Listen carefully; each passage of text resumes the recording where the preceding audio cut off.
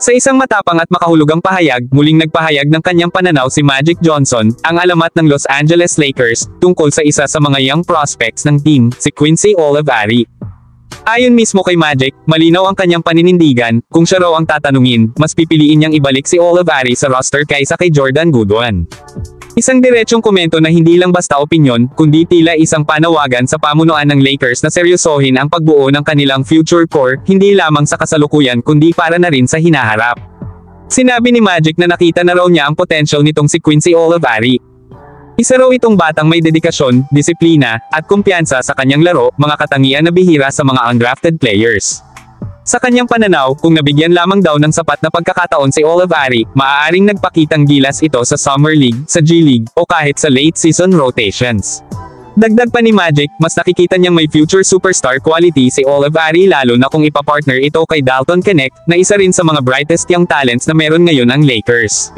Ang kombinasyon daw ng dalawang batang ito ay pwedeng maging bagong mukha ng Lakers sa mga susunod na taon. Hindi rin pinalampas ni Magic ang performance ni Jordan Goodwin sa nakaraang playoffs. Aniya, wala raw halos na itulong si Goodwin sa critical moments ng postseason. Hindi raw ito naging impactful sa loob ng court kahit pa binigyan ng oportunidad. Kaya para sa kanya, mas makabuluhang pagtuunan ng pansin ang isang batang gutom sa tagumpay tulad ni Olivari, kaysa manatili sa isang player na tila hindi mahanap ang lugar niya sa rotation. Dagdag pa niya, ang mga tulad ni Quincy Olivari ang klase ng players na dapat pinoprotektahan at iniinvesten ng oras at resources ng isang franchise na tulad ng Lakers.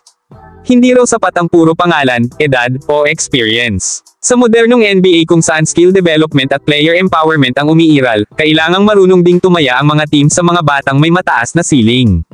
Hindi raw dahilan ng pagiging undrafted para hindi pagtuunan ng pansin. Lalo na't ipinakita na ni Olivari ang kanyang galing sa collegiate level, at sa mga scrimmages na sinalihan niya. Muli ring iginiit ni Magic na kung bibigyan lamang ng tamang training, mentorship, at exposure si Olivari, makikita ng buong NBA kung gaano kalalim ang potensyal ng batang ito. Hindi raw ito basta-bastang role player lang, kundi may kakayahang maging impact player sa loob ng 2 taon. Isa raw itong hidden gem na hindi dapat sayangin. Para kay Magic, mas mahalaga ngayon na maglatag ng matibay na pundasyon para sa future ng Lakers, kaysa pilit na umasa sa mga veterans na hindi na kayang magbuhat sa mga crucial moments. Sa panahon ngayon kung saan tila nasa transition ang Lakers mula sa LeBron James era patungo sa panibagong yugto ng kanilang franchise, mahalagang pakinggan ang ganitong klaseng opinyon. Hindi lang dahil galing ito kay Magic Johnson, kundi dahil may laman at may foresight ang kanyang sinasabi. Ang mga tulad ni Dalton Knecht at Quincy Olivari ay maaaring hindi pa household names, pero sa tamang guidance at oportunidad, sila ang pwedeng maging next generation leaders ng purple and gold. Sa huli, ang tanong ngayon ay simple pero seryoso, makikinig ba ang Lakers sa panawagan ni Magic? O muling palalagpasin ang pagkakataong mag-develop ng sarili nilang young core? Kung may isang bagay na pinapatunayan ng kasaysayan, ito ay ang katotohanang hindi dapat baliwalain ang mga sinasabi ni Magic Johnson, lalo na pagdating sa direksyon ng team na minsan na rin niyang dinala sa rurok ng tagumpay. E-comment na lang nyo ang inyong opinion kung may time po kayo, at huwag po kalimutan mag-like at mag-subscribe sa channel, para sa latest Lakers update. Maraming salamat po.